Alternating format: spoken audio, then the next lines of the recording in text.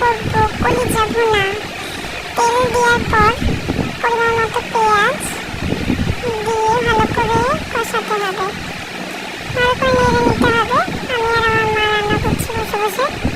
এই যে এবার কলিজাগুলো দিয়ে দিতে হবে, ভালো করে ধুয়ে নিতে হবে বারবার করে।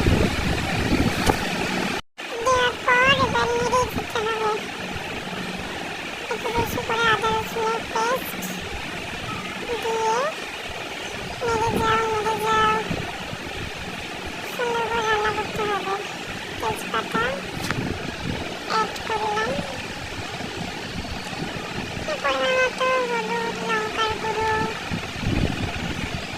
দিয়ে আবার নাড়তে হবে, দিয়ে একটু সামান্য জল দিয়ে ঢেকে রাখতে হবে।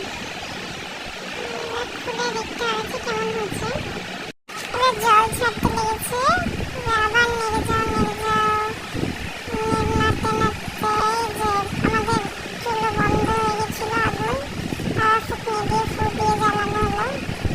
ওদের জল ছাড়তে লেগেছে, পানি ছাড়তে লেগেছে, আবার নেড়ে যাও ভালো করে কষাতে হবে। এই যে আমাদের কলিজা ভুনা রেডি হয়ে গেছে। আল্লাহ হাফিজ।